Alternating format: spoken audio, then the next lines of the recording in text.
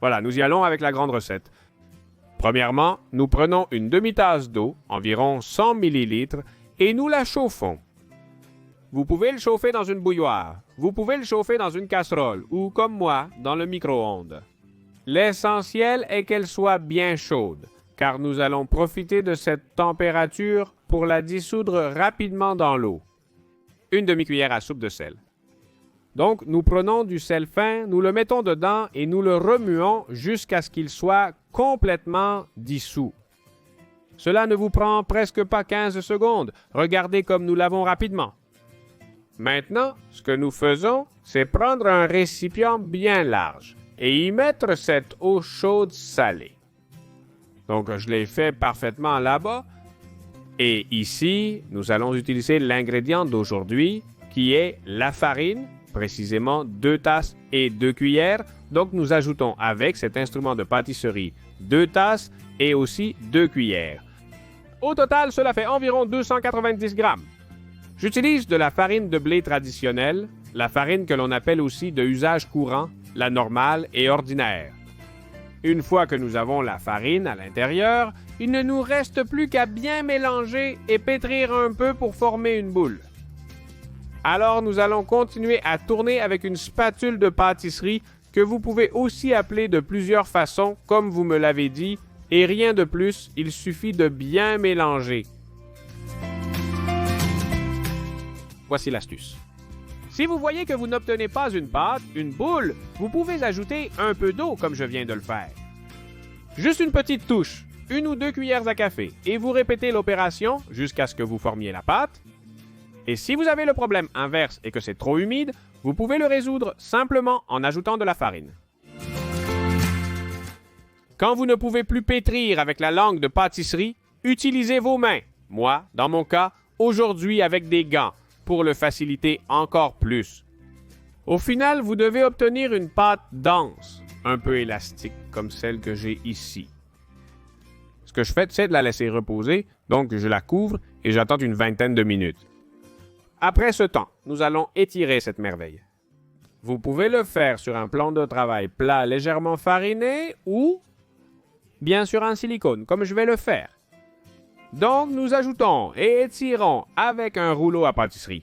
Nous allons l'aplatir autant que possible. Si vous n'en avez pas, une bouteille peut parfaitement faire l'affaire.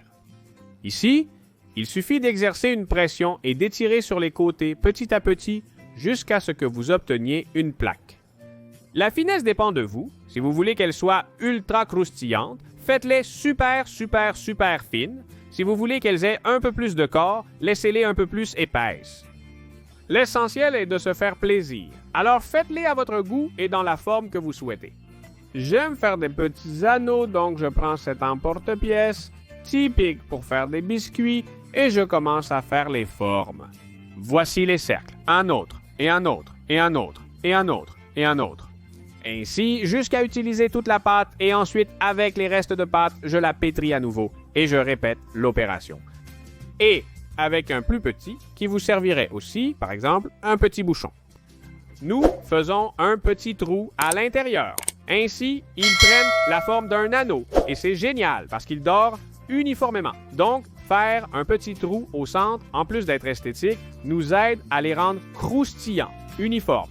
Et, de plus, avec une autre petite astuce, il est plus facile de les égoutter de l'huile excédentaire. Regardez, j'ai ici un qui va être mon exemple d'aujourd'hui. Rappelez-vous, avant de commencer à frire, prenez une assiette et placez quelques feuilles de papier absorbant. Ensuite, dans un récipient avec beaucoup d'huile, nous vérifions qu'elle est chaude en plaçant un ustensile en bois au centre. Si des petites bulles apparaissent, l'huile est prête. J'ai l'huile à une température moyennement élevée. Je mets le feu à un niveau moyen élevé et j'attends qu'elle chauffe. Ensuite, nous ajoutons ces beignets que vous voyez peu à peu. En chauffant, ils grandissent et commencent à flotter. L'idée est qu'ils dorent de tous les côtés. De même, la température de l'huile est fondamentale. Je mets le feu à un niveau moyen élevé. Pour que tu te fasses une idée, ma plaque de cuisson va de 0 à 9, donc je la mets à 7 ou 7,5. Et ainsi, elles deviennent croustillantes, parfaites et dorées. Comme vous pouvez le voir, Après une couple de minutes, ou peut-être moins, elles sont déjà gonflées et flottantes. J'utilise un bâtonnet en bois, typique des restaurants chinois, mais vous pouvez utiliser ce que vous voulez. C'est très pratique pour moi car je peux prendre les beignets avec ce bâtonnet par les trous. Vous verrez qu'il a son utilité. L'idée est de les retourner jusqu'à ce qu'elles soient dorées des deux côtés. Donc, de temps en temps, nous vérifions et quand ils sont prêts, nous faisons ceci, nous prenons. Grâce aux trous, vous pouvez les prendre une par une. Et le meilleur de tout, c'est qu'ils restent verticaux. Et donc, l'excès d'huile qu'ils pourraient avoir tombe rapidement. De retour à la casserole, ce qui est bien pour qu'elle soit croustillante et pas du tout grasse. Ensuite, sur une petite assiette avec du papier absorbant et la première série prête, nous devons donc profiter de toutes les autres. Donc nous répétons l'opération, nous ajoutons.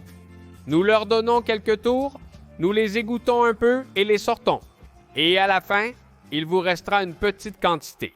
En fait, j'aime aussi en laisser quelques-uns de les morceaux que nous avions des centres pour qu'ils soient des mini snacks qui sont toujours amusants, qui sont de mini morsures. Donc, après avoir fini tous ces anneaux, j'en profite pour dorer quelques-uns des morceaux du centre. Voilà où ils vont. Je les place simplement à l'intérieur en faisant attention à ce que l'huile ne m'éclabousse pas, parce que je n'ai pas du tout envie de me brûler et j'attends qu'ils dorent. Une fois qu'ils sont bien dorés, je les sors. Le dernier beignet et aussi les derniers petits morceaux. C'est sûr, les prendre avec un cure-dent, c'est compliqué, ce serait un art de la pêche trop difficile. Vous pouvez utiliser une de ces spatules et les sortir comme vous pouvez, ou utiliser une écumoire qui les rendra beaucoup plus faciles à attraper. Et regarde, quel résultat! Maintenant, je vais te montrer. La chose la plus importante qui, comme chez les personnes ici dans les recettes, est aussi l'intérieur. Regarde comme ça reste croustillant. Et leur degré d'aération intérieure.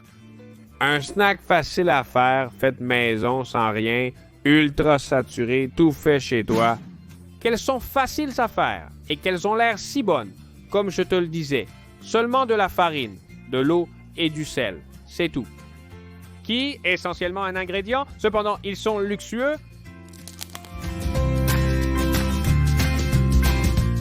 Une merveille.